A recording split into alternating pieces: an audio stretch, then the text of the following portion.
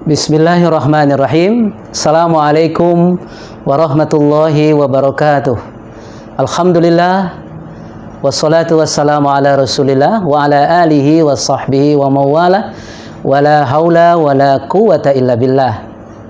Faqala Allah ta'ala fi kitabihil karim, a'udhu billahi minasy syaithanir rajim, Kul inna salati wa nusuki wa mahyaya wa mamati lillahi rabbil alamin la syarika lahu wa bidzalika umirtu wa ana awwalul muslimin. Shadaqallahul azim.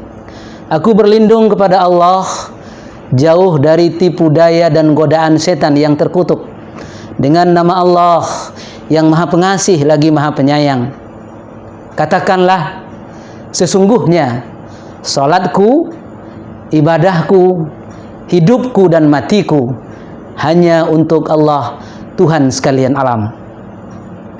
Tidak ada sekutu baginya, dan dengan itulah aku diperintahkan, dan aku adalah orang yang pertama berserah diri kepada Allah Subhanahu wa ta'ala. Maha benar Allah dengan segala firman-Nya. Quran surat Al-An'am ayat 162 dan 163. Sahabatku yang baik, kaum muslimin muslimat rahimakumullah, di mana saja Anda berada.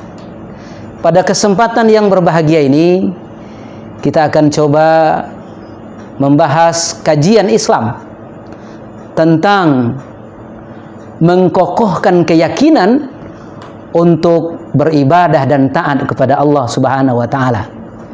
Sahabatku yang baik, hari ini banyak kita lihat di antara umat manusia, terkadang dia meletakkan akal dan perasaannya di atas daripada keyakinan yang dia miliki. Padahal seharusnya keyakinan yang ada dalam diri kita seharusnya dan sewajarnya harus di atas daripada logika, pikiran, perasaan, apalagi hawa nafsu kita.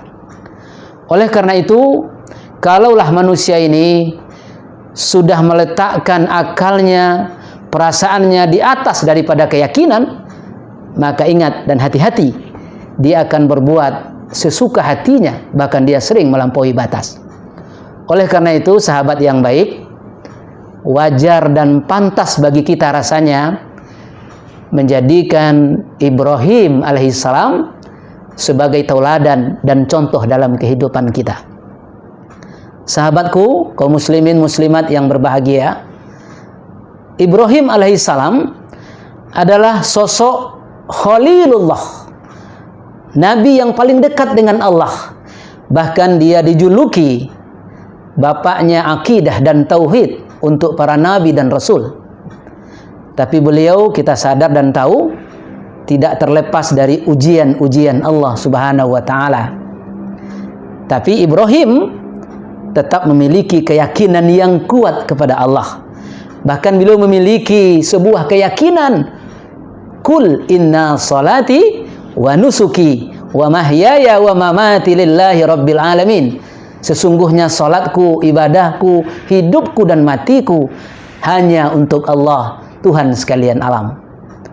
Coba kita perhatikan di dalam Al-Quran, Ibrahim alaihissalam tidak kunjung dikurniakan anak oleh Allah, tidak kunjung diberikan zuriat oleh Allah Subhanahu wa ta'ala. Sampai dalam suatu kisah diceritakan, sudah umur 86 tahun baru Ibrahim dikurniakan anak dari pasangan Hajar. Lahirlah seorang Ismail yang terakhir juga menjadi seorang nabi yang mulia. Temanku sekalian dan para sahabat di mana saja Anda berada, oleh karena itu mari kita lihat Ibrahim alaihissalam 86 tahun merindukan anak. Bahkan ada sebagian ahli sejarah mengatakan lebih dari 90 tahun, bahkan ada yang mengatakan lebih dari 100 tahun baru Allah berikan beliau anak.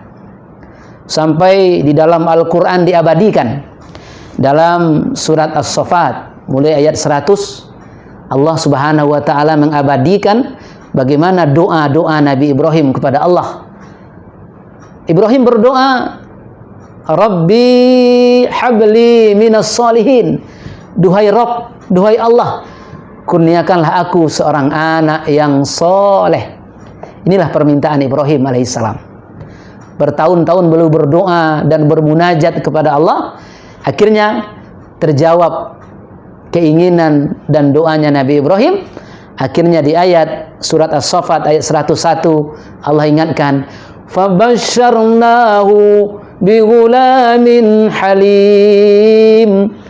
Maka aku gembirakan Ibrahim dengan mengkurniakan seorang anak yang halim.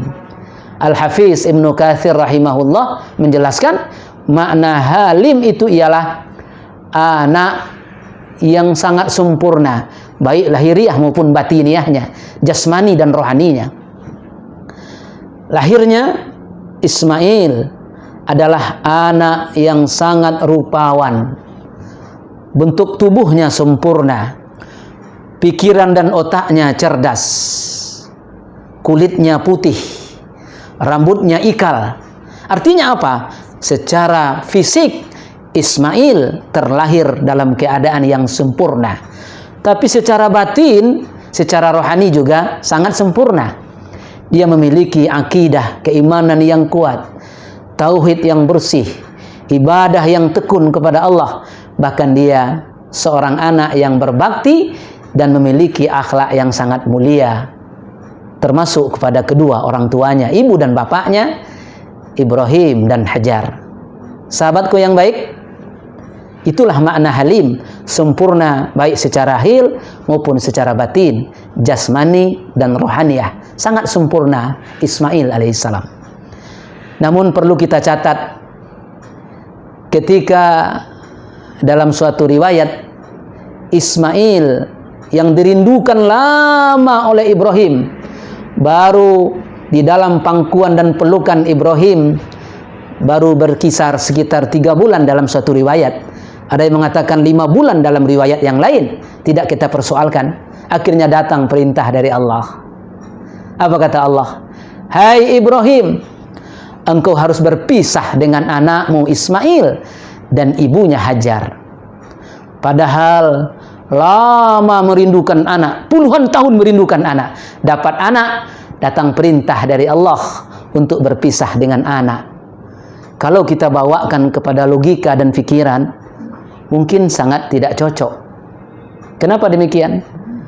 Ibrahim, orang lain punya anak banyak, bahkan sampai belasan anaknya, namun tidak disuruh oleh Allah dia berpisah dengan orang tuanya. Kalau kita bawakan kepada perasaan, mungkin bertolak belakang dengan perasaan kita. Ibrahim, selama ini tidak ada perintah Allah yang tidak engkau laksanakan. Sekarang disuruh berpisah dengan anakmu. Yang satu itu, nggak usahlah dilaksanakan wahai Ibrahim. Itu mungkin perasaan kita sebagai manusia. Tapi Ibrahim punya keyakinan. Inna salati wa nusuki wa mahyaya wa mamati lillahi rabbil alamin. Tidak ada sedikit pun kesulitan bagi Ibrahim untuk melaksanakan perintah Allah. Apa alasannya? Ibrahim memiliki keyakinan yang kuat di dalam dirinya. Sahabatku sekalian, digendong oleh Ibrahim, Ismail kecil ketika itu dari Palestina menuju Bakkah, tempat yang gesang yang tidak ada kehidupan. Bahkan jaraknya cukup jauh. Riwayat mengatakan 3 bulan berjalan kaki, 1 bulan dengan kendaraan onta. Sangat jauh sekali dari Palestina ke Bakkah. Sampai di Bakkah tidak ada yang ditinggalkan oleh Ibrahim untuk Hajar dan Ismail, kecuali tercatat dalam riwayat hanya 1 kirbah. Apa itu kirbah? Ialah kantong air yang terbuat dari kulit binatang ternak untuk menyimpan air untuk beberapa waktu yang cukup lama. Hanya itu bekal yang ditinggalkan oleh Ibrahim alaihissalam. Sampai ketika itu Hajar berkata, "Ya Ibrahim, suamiku, apakah engkau tega meninggalkan kami berdua di tempat ini yang tidak ada kehidupan selain hanya kami berdua?" Ibrahim tidak menjawab, hanya menatap dengan penuh kasih sayang keduanya, Hajar dan Ismail kecil ketika itu. Lantas Hajar bertanya yang kedua kali, "Wahai Ibrahim, kepada siapakah engkau titipkan kami di tempat ini?" Ibrahim dengan tegas menjawab, "Kutitipkan kalian kepada Allah." Hajar menjawab, "Satajiduni insyaallahu minas sabirin." Kalaulah sudah kepada Allah engkau titipkan kami, siapa lagi tempat bergantung buat kami? Hasbunallah wa ni'mal wakil, ni'mal maula wa ni'man nasir. Tidak ada tempat bergantung kecuali hanya Allah. Berapa lama Ibrahim berpisah dengan anaknya di Makkah? Dalam suatu riwayat diceritakan 13 tahun. Ada yang mengatakan 17 tahun. Setelah 17 tahun lebih kurang berpisah dengan sang ayah Ibrahim, barulah kembali diizinkan ayahnya datang ke Makkah yang hari ini menjadi Makkah Al-Mukarramah, kota haram, kota mulia yang penuh dengan rahmat dan keberkahan dari Allah Subhanahu wa taala, tempat hamba-hamba Allah menunaikan ibadah haji dan umrah hari ini. Jamaah sekalian, hadirin wal hadirat rahimakumullah, sahabatku yang baik. Menurut riwayat, setelah berkumpul kembali Ibrahim dengan Hajar dan Ismail, juga tidak berlangsung lama. Ada yang mengatakan hanya 3 bulan saja. Setelah 3 bulan, datang lagi perintah dari Allah. Apa kata Allah? Kelanjutan ayat tadi, "Falamma balagha ma'ahu sa'ya, qala ya bunayya inni ara fil manam anni azbahuk fanzur madza tara." Ketika sang anak sudah mulai menginjak remaja, bahkan sudah masuk baligh, maka ketika itu Ibrahim berkata kepada Ismail, "Ya bunayya, wahai anakku tercinta, inni ara fil manam, sesungguhnya ayah nak melihat di dalam mimpi ayah bahwa ayah menyembelih engkau. Fanzur madza tara, bagaimana pendapatmu wahai anakku?" Inilah mimpi dari seorang ayah, Ibrahim alaihissalam. Dan ini bukan mimpi kacau balau gaya mimpinya kita. Mimpi para nabi dan rasul berbeda dengan mimpi manusia kebanyakan. Mimpi para nabi dan rasul disebut dalam suatu riwayat ru'yatus shadiqin, adalah mimpi yang benar, datangnya dari Allah. Akhirnya apa? Sudah disampaikan kepada sang anak bahwa ayah dapat ujian dari Allah, ujian yang paling berat. Ini bukti kecintaan, ketaatan, pengabdian ayah kepada Allah Subhanahu wa taala, bahwa ayah menyembelih engkau wahai Ismail. Bagaimana pendapatmu? Karena dari awal Ibrahim meminta anak yang soleh, karena dari awal fabasyarnahu bighulamin halim, Allah mengurniakan seorang anak yang sangat sempurna. Apa jawab Ismail? "Ya abatif'al ma tu'maru satajiduni insyaallahu minas sabirin." Wahai ayahku, laksanakan apa yang diperintahkan oleh Allah kepada ayah. Insyaallah ayah akan menjumpai aku menjadi orang-orang yang sabar. Luar biasa, kata orang Melayu, kata berjawab, gayung bersambut dari Ismail. Langsung sambutan apa yang diminta oleh Ibrahim dipersilahkan oleh Ismail alaihissalam. Akhirnya apa yang terjadi? Betul-betul keduanya menyerahkan diri kepada Allah. Sampailah kepada suatu tempat, terjadilah apa yang diperintahkan Allah Subhanahu wa taala. Anak ditelungkupkan, kemudian pisau diletakkan di bawah. Kata sang anak, "Wahai ayah, bukalah bajuku, tutupkanlah kepada leherku agar muka ayah tidak terpercik oleh darah." Sehingga sampai hari ini kalau kita menyembelih korban, ditutup dengan daun-daunan kayu. Untuk apa? Agar darahnya tidak berserakan, terpercik untuk orang-orang yang memotongnya. Itu dianjurkan. Bahkan kata Ismail, ayahku, jika nanti ibu bertanya, Hajar bertanya tentang aku, katakanlah bahwa aku telah pergi mematuhi perintah Allah dan taat kepada ayah dan ibuku. Dengan derayan air mata, pisau digerakkan oleh Ibrahim. Akhirnya Allah berkata, ayya Ibrahim, sadaqta ru'ya, fabadainahu bizibhin azim. Allah panggil Ibrahim, ay Ibrahim, engkau telah menepati janjimu, engkau telah membuktikan ketaatanmu kepada Allah, engkau telah berpegang dengan keyakinan yang engkau miliki. Fabadainahu bizibhin azim. Maka di depan mata Ibrahim yang tersembelih adalah seekor sembelihan yang besar, sementara Ismail berdiri di belakang sang ayah yang tercinta. Temanku sekalian, inilah sebuah keyakinan yang kuat. Ibrahim tidak pernah ragu sedikit pun untuk taat dan beribadah kepada Allah, walaupun beratnya luar biasa, walaupun mengorbankan seorang anak.